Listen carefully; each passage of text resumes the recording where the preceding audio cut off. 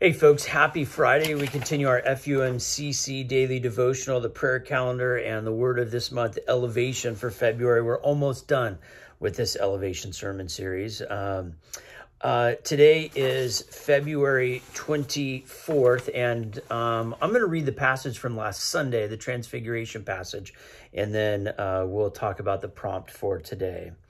6 days later, this is from Matthew chapter 17. 6 days later, Jesus took with him Peter and James and his brother John and led them up a high mountain by themselves.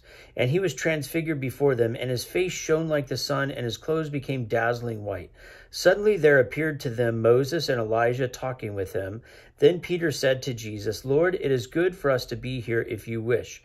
I will make 3 dwellings here, one for you, one for Moses, and one for Elijah." While he was still speaking, suddenly a bright cloud overshadowed them, and from the cloud a voice said, "This is my son, the beloved. With him I am well pleased. Listen to him."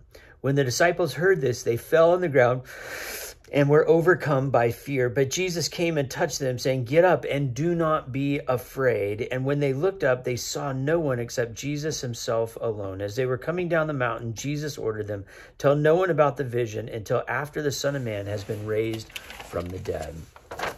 And the prayer calendar prompt for today says this: Jesus reminds the disciples and us to listen for God's voice and, quote, "fear not."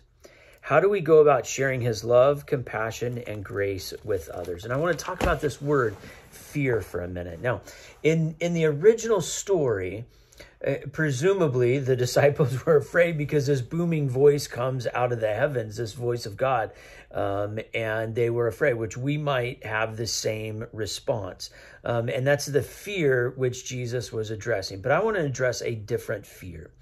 When we think about serving others, when we think about ways in which we live out our Christian life, how much does fear get in the way of us living out our Christian lives? How many times do we not serve someone because we are afraid to put ourselves in a certain situation, afraid to interact with someone who might be very different from us, afraid in terms of those personal relationships, afraid to be more generous, that if we're overly generous, we may not have enough for ourselves. And so fear can get in the way of that kind of sharing and generosity.